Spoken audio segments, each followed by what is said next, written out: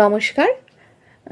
আগমনীর ক্লাসরুমে আপনাদের স্বাগত তো বটেই। আজকে কিছু একটু অন্যরকম শব্দ আমরা আলোচনা করব। তো শব্দগুলো সাধারণত ব্যবহার করা হয় আমাদের দৈনন্দিন জীবনে নয়, একটু কোনো কন্ট্রাক্ট, কোনো কনভেনশন, এই সমস্ত ক্ষেত্রে। কিন্তু যেহেতু দৈনন্দিন জীবনে সোজাসুজি জড়িত নয় বলে আমরা না জেনে বসে থাকলে আবার আমাদেরই জীবন কিন্তু ক্ষতিগ্রস্ত হবে।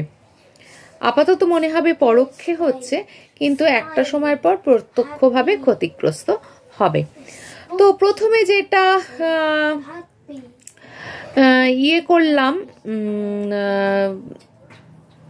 যে আর কি বলি, যে বাইল্যাটারাল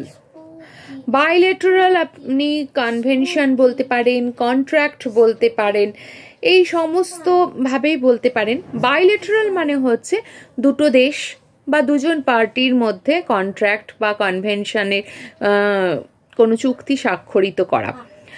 আর মাল্টি ক্ষেত্রে যদি বলা হয়, তো সেক্ষেত্রে হচ্ছে অনেক দেশ বা অনেকের সঙ্গে এগ্রিমেন্ট করা। একইভাবে বাইল্যাটারাল ট্রেড বললেও ওই দুজনের মধ্যে, মাল্টিল্যাটারাল বললে অনেকের মধ্যে, এটা বোঝায়। এবার বলছি কেন আমরা এর সাথে দৈনন্দিন জীবনে মনে হবে আমরা কে কত কন্ট্রাক্ট সাইন করছি, যারা ব্যবসায়ী তারা হয়তো করছেন, কিন্তু না, আমরা যে সমস্ত আমাদের দেশ বলুন যে সমস্ত কন্ট্রাক্ট নিয়মিত সাইন করছে, সেগুলো কোন ধরনের কন্ট্রাক্ট, সেগুলো থেকে কি আমাদের মানতে হবে, সেটা যদি না জানতে পারি তাহলে আমাদের ইকোনমি, পরিবেশ এবং সোসাইটি বা সোশ্যাল লাইফ সব কিন্তু একসাথে শেষ হয়ে যাবে। সেই জন্যই আমাদের একটু জেনে রাখা দরকার এই বিষয়গুলো। এবার আসি বাইন্ডিং, নন বাইন্ডিং। নন বাইন্ডিং কাকে বলছি? নন বাইন্ডিং হচ্ছে যেগুলো হচ্ছে লিগাল রাইটস, অর্থাৎ আমার অধিকার আছে। হ্যাঁ, আমি রাজ্য থেকে বা দেশ থেকে আমি এগুলো পেতে পারি, এগুলো আমার রাইটস। হ্যাঁ, এবং এগুলো হচ্ছে আমাকে দিতে বাধ্য, আমার দেশ এগুলো আমাকে দিতে বাধ্য, অব্লিগেশনস আছে কিছু, তো সেগুলো আমাকে তারা দিতে বাধ্য। ঠিক আছে। এবার হচ্ছে বাইন্ডিং কি? বাইন্ডিং কন্ট্রাক্ট হচ্ছে এমন এগ্রিমেন্ট বা চুক্তি, যেটাই বলুন না কেন, সেগুলো কি করছে না লিগালি ফোর্স করছে। লিগালি ফোর্স করছে কি না, এটা করতেই হবে, ওটা করতেই হবে, এইভাবে ফোর্স করছে।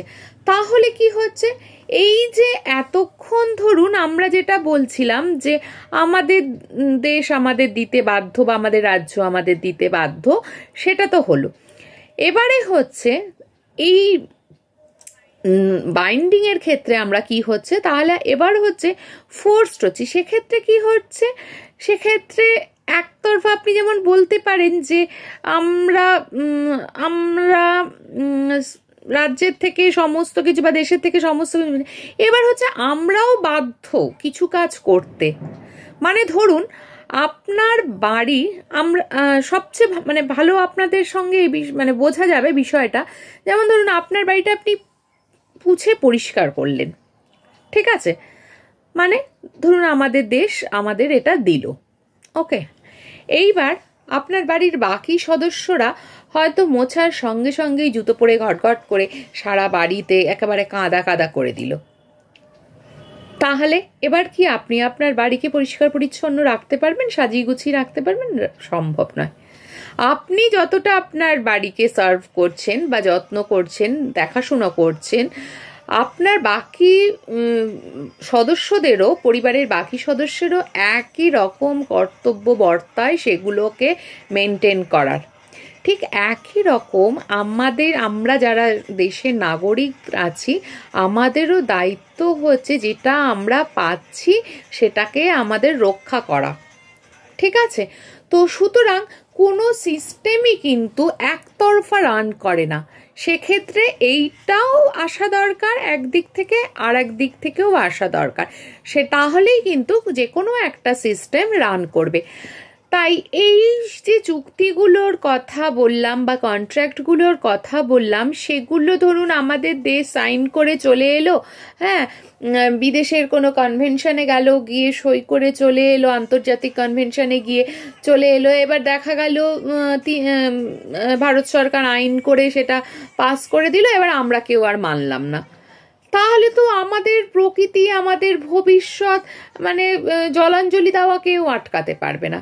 তাই যেরকম সরকারের দায়িত্ব আছে আমাদের দেশকে বাঁচানোর, সেরকম কিন্তু আমাদেরও কিছু দায়িত্ব আছে। তো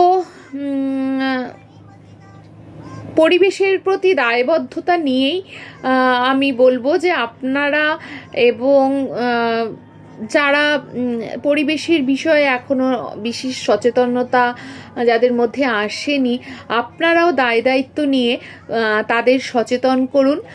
আর আজকের বিষয়টা যদি কোথাও কোনো অসুবিধে থেকে থাকে, কিছু বলার থাকে, কিছু জানার থাকে, তো অবশ্যই কমেন্টে লিখবেন। ভালো লাগলে লাইক করে দেবেন, আর অবশ্যই শেয়ার তো করবেনই। আর নতুনদের বলবো যে প্লিজ সাবস্ক্রাইব করে নিন, তাহলে এরকম অনেক তথ্য পরিবেশ সম্পর্কে আমি আপনাদের সামনে তুলে ধরতে পারবো। ভালো থাকুন, সুস্থ থাকুন, আর পরিবেশ, প্রতিবেশী, পরিবার সবার প্রতি দায়িত্ববান হন, যত্নবান হন। নমস্কার।